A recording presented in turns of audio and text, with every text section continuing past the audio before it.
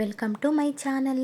ಇವತ್ತಿನ ವಿಡಿಯೋದಲ್ಲಿ ನಾನು ತುಂಬ ಟೇಸ್ಟಿಯಾದಂತಹ ತುಂಬ ಸುಲಭವಾಗಿ ಮಾಡುವಂತಹ ಕಾಜು ಬರ್ಫಿ ಹೇಗೆ ಮಾಡೋದು ಅನ್ನೋದನ್ನ ತೋರಿಸ್ಕೊಡ್ತಾ ಇದ್ದೀನಿ. ಮಕ್ಕಳಂತರೂ ತುಂಬ ಇಷ್ಟಪಟ್ಟು ತಿಂತಾರೆ. ಹಾಗಿದ್ರೆ ಬನ್ನಿ ಈ ಕಾಜು ಬರ್ಫಿನ ಹೇಗೆ ಮಾಡೋದು ಅಂತ ನೋಡೋಣ. ನಾನಿಲ್ಲಿ 1 ಬೌಲಷ್ಟು ಗೋಡಂಬಿನ ತೊಗೊಂಡಿದ್ದೀನಿ. ಇದನ್ನ ಇವಾಗ ಗ್ರೈಂಡ್ ಮಾಡ್ಕೋಬೇಕು. ಪುಡಿ ಅಂದರೆ ಕಂಟಿನ್ಯೂಯಸ್ ಆಗಿ ನೀವು ಗ್ರೈಂಡ್ ಮಾಡಿದರೆ ಮಿಜ್ಜಿ ಆಗುತ್ತೆ. ಬಿಟ್ಟು ಬಿಟ್ಟು ನೀವು ನಿಧಾನವಾಗಿ ಗ್ರೈಂಡ್ ಮಾಡ್ಕೊಳ್ಳಿ, ಅಂದರೆ ಪೌಡ್ರ್ ಆಗುತ್ತೆ. ಸೊ ಇವಾಗ 1 ಬೌಲಷ್ಟು ನಾನು ಗೋಡಂಬಿಗೆ ಅರ್ಧ ಬೌಲಷ್ಟು ಸಕ್ಕರೆ, 1/4 ಬೌಲಷ್ಟು ನೀರನ್ನ ಹಾಕಿ ಪಾಕನ ರೆಡಿ ಮಾಡ್ತಾ ಇದ್ದೀನಿ. ನೋಡಿ, ಇದು ಸಕ್ಕರೆ ಕರಗಿದ್ರೆ ಸಾಕು. ಇವಾಗ ಇದಕ್ಕೆ ಏಲಕ್ಕಿ ಪುಡಿನ ಸೇರಿಸ್ತಾ ಇದ್ದೀನಿ, ಅಂದರೆ ಒಂದು ಘಮ ಚೆನ್ನಾಗಿ ಬರುತ್ತೆ. ಇದು ಹೇಗಿರಬೇಕು ಅಂದರೆ ಒಂದೆಳೆ ಪಾಕ ರೆಡಿ ಆಗಬೇಕು. ಒಂದೆಳೆ ಅಂದರೆ ನೋಡಿ ನಾನು ತೋರಿಸ್ತೀನಿ ಯಾವ ಥರ ಅಂತ. ನೋಡಿ, ಈ ಥರ ಒಂದೆಳೆ ಬರಬೇಕು. ಈ ಥರ ಬಂದಾದಮೇಲೆ ನೀವು ಗ್ಯಾಸ್ನ ಫ್ಲೇಮ್ನ ಲೋ ಇಟ್ಕೊಂಡು ನಾವೇನು ಪೌಡ್ರ್ ಮಾಡಿರ್ತೀವಿ ಗೋಡಂಬಿ ಪೌಡ್ರು, ಅದನ್ನ ಇದಕ್ಕೆ ಸೇರಿಸ್ಬೇಕು. ಫ್ಲೇಮು ಲೋ ಅಲ್ಲೇ ಇರಬೇಕು. ಈ ಥರ ಪುಡಿನ ಸೇರಿಸಿದ ಮೇಲೆ ಲೋ ಫ್ಲೇಮಲ್ಲಿ ನಾವು ಚೆನ್ನಾಗಿ ಇದನ್ನ ಗಂಟು ಇಲ್ಲದೆ ಇರೋ ಥರ ಮಿಕ್ಸ್ ಮಾಡ್ಕೋಬೇಕು. ತುಂಬ ಚೆನ್ನಾಗಾಗುತ್ತೆ ಈ ಕಾಜು ಬರ್ಫಿ. ಮನೇಲಿ ಮಾಡೋದ್ರಿಂದ ಹೈಜೀನ್ ಆಗಿರುತ್ತೆ. ಮತ್ತು ಮಕ್ಕಳಿಗೆ ಕೊಡೋದ್ರಿಂದ, ನಾವು ಮನೆಯಲ್ಲೇ ಮಾಡಿ ಕಾಜು ಬರ್ಫಿ ಕೊಡೋದ್ರಿಂದ ಮಕ್ಕಳು ಕೂಡ ತುಂಬ ಇಷ್ಟಪಟ್ಟು ತಿಂತಾರೆ. ನಮಗೂ ಕೂಡ ಖುಷಿಯಾಗುತ್ತೆ.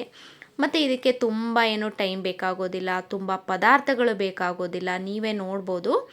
ನೋಡಿ, ಈ ಥರ ಗಟ್ಟಿ ಆಗ್ತಾ ಬರ್ತಾ ಇರುತ್ತೆ. ಆ ಸಮಯದಲ್ಲಿ ನಾವು ಇದಕ್ಕೆ 1 ಸ್ಪೂನಷ್ಟು ತುಪ್ಪನ ಸೇರಿಸ್ಕೋಬೇಕು. ನೋಡಿ, ಇಲ್ಲಿ ನಾನು 1 ಸ್ಪೂನಷ್ಟು ತುಪ್ಪ ಸೇರಿಸ್ತಾ ಇದ್ದೀನಿ. ಇದನ್ನ ಇವಾಗ ಚೆನ್ನಾಗಿ ಮಿಕ್ಸ್ ಮಾಡಿ ಸ್ವಲ್ಪ ಹೊತ್ತು ಬೇಯಿಸಬೇಕು. ಕೈ ಆಡ್ತಾನೇ ಇರಿ. ನೋಡಿ, ಇವಾಗ ಗಟ್ಟಿ ಆಗ್ತಾ ಬಂದಾಗ ನಾವು ಗ್ಯಾಸ್ನ ಆಫ್ ಮಾಡ್ಕೋಬೇಕು. ನಿಮಗೆ ಗೊತ್ತಾಗಲಿಲ್ಲ ಅಂದರೆ ಒಂದು ಉಂಡೆ ಥರ ಸ್ವಲ್ಪ ತೊಗೊಂಡು ಉಂಡೆ ಥರ ಮಾಡಿ, ಯಾವಾಗ ಉಂಡೆ ಥರ ಮಾಡೋಕ್ಕೆ ಬರುತ್ತೆ ಆವಾಗ ನೀವು ಗ್ಯಾಸ್ನ ಆಫ್ ಮಾಡ್ಕೋಬೋದು. ನಾನಿಲ್ಲಿ ಒಂದು ಹೋಳಿಗೆ ಪೇಪರ್ಗೆ ತುಪ್ಪನ ಸವರ್ತಾ ಇದ್ದೀನಿ, ಅಂದರೆ ಅದು ಹಿಡ್ಕೊಳೋದಿಲ್ಲ. ಅದಕ್ಕೋಸ್ಕರ ಇವಾಗ ನಾವೇನು ರೆಡಿ ಮಾಡಿರ್ತೀವಿ ಅದನ್ನ ಇದಕ್ಕೆ ಹಾಕೋಬೇಕು.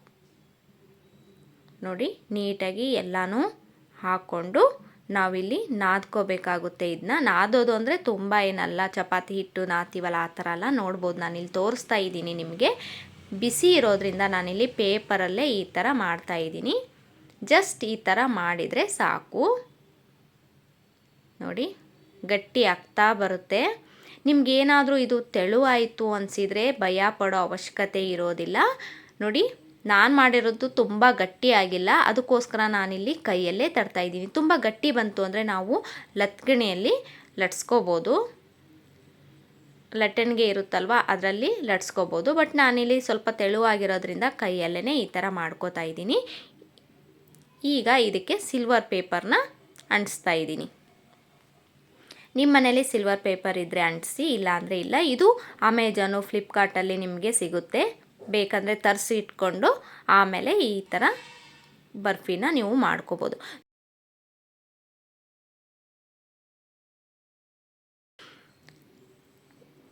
ನೋಡಿ, ಈ ಥರ ನೀಟಾಗಿ ನಿಮ್ಗೆ ಯಾವ ಶೇಪ್ ಬೇಕೋ ಆ ಶೇಪಲ್ಲಿ ಕಟ್ ಮಾಡಿ, ನೀವೇನಾದ್ರು ಸ್ವಲ್ಪ ತೆಳು ಇತ್ತು ಅಂದರೆ ಸ್ವಲ್ಪ ಗಟ್ಟಿ ಆಗಕ್ಕೆ ಬಿಡಿ. ಸ್ವಲ್ಪ ಹೊತ್ತು ಫ್ರಿಜ್ನಾಗಾದರೂ ಇಡ್ಬೋದು, ಅಥವಾ ಫ್ಯಾನಿನ ಗಾಳಿಲಾದರೂ ಆರಿಸ್ಕೋಬೋದು. ಆಮೇಲೆ ಗಟ್ಟಿಯಾಗುತ್ತೆ.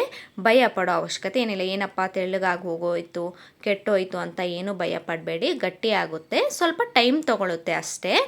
ಇಲ್ಲ ನೀಟಾಗಿ ನಾವು ಗಟ್ಟಿಯಾಗಿ ಬಂದುಬಿಟ್ರೆ ಆವಾಗಲೇ ನೀವು ಬರ್ಫಿನ ಮಾಡಿ ತಿನ್ಬೋದು. ಇಲ್ಲ ಸ್ವಲ್ಪ ತೆಳುವಾಗಿತ್ತು ಅಂದರೆ ಅದು ಗಟ್ಟಿ ಆಗೋಕ್ಕೆ ಸ್ವಲ್ಪ ಟೈಮ್ ಬೇಕಾಗುತ್ತೆ. ಫ್ರಿಜ್ಜಲ್ಲಾದರೂ ಇಟ್ಟು ಗಟ್ಟಿ ಮಾಡಿ, ಇಲ್ಲ ಅಂದರೆ ಹೊರಗಡೆ ಗಾಳಿ ಎಲ್ಲಾದರೂ ಇಟ್ಟರು ಗಟ್ಟಿಯಾಗುತ್ತೆ. ನೋಡಿ, ಈ ಥರ ಕಟ್ ಮಾಡ್ಕೋಬೇಕು. ಯಾರೆಲ್ಲ ನನ್ನ ಚಾನಲ್ನ ನೋಡ್ತಾ ಇದ್ದೀರಾ, ನನ್ನ ಚಾನಲ್ನ ಸಬ್ಸ್ಕ್ರೈಬ್ ಮಾಡ್ಕೊಂಡು ನೋಡಿ. ನಿಮ್ಮೆಲ್ಲರ ಸಪೋರ್ಟು ನನಗೆ ತುಂಬ ಮುಖ್ಯ. ನೀವೆಲ್ಲರೂ ಸಪೋರ್ಟ್ ಮಾಡ್ತೀರಾ ಅಂದ್ಕೊಂಡಿದ್ದೀನಿ. ಹಾಗೆ ಪಕ್ಕದಲ್ಲಿರೋ ಆಲ್ ಬಟನ್ನ ಪ್ರೆಸ್ ಮಾಡಿ. ಹೀಗೆ ಮಾಡೋದ್ರಿಂದ ನಾನು ಹಾಕೋಂಥ ಎಲ್ಲ ವಿಡಿಯೋಸ್ನ ನೀವು ನೋಡ್ಬೋದು. ನೋಡಿ, ಕಾಜು ಬರ್ಫಿ ಇವಾಗ ಒಂದು ಪ್ಲೇಟಿಗೆಲ್ಲ ನೀಟಾಗಿ ಜೋಡಿಸಿದ್ದೀನಿ. ಎಷ್ಟು ಚೆನ್ನಾಗಿ ಬಂದಿದೆ ಅಂತ ಖಂಡಿತ ಒಂದು ಸರಿ ಟ್ರೈ ಮಾಡಿ. ನಿಮ್ಮ ಮಕ್ಕಳಿಗೆ ಕೊಡಿ, ತುಂಬಾ ಖುಷಿಯಿಂದ ತಿಂತಾರೆ. ತುಂಬ ಟೇಸ್ಟಿ ಆಗುತ್ತೆ. ಇದನ್ನ ಸ್ನ್ಯಾಕ್ಸ್ ಬಾಕ್ಸಿಗೆ ಕೂಡ ನೀವು ಇಟ್ಟು ಕಳಿಸ್ಬೋದು, ಸಂಜೆ ಟೈಮಲ್ಲಾದರೂ ಮಕ್ಕಳಿಗೆ ಕೊಡ್ಬೋದು. ತುಂಬ ಚೆನ್ನಾಗಿರುತ್ತೆ. ಖಂಡಿತ ಒಂದ್ಸರಿ ಟ್ರೈ ಮಾಡಿ. ಟ್ರೈ ಮಾಡಿದ ಮೇಲೆ ಹೇಗೆ ಬಂತು ಅಂತ ಕಮೆಂಟ್ ಮಾಡಿ ತಿಳಿಸಿ.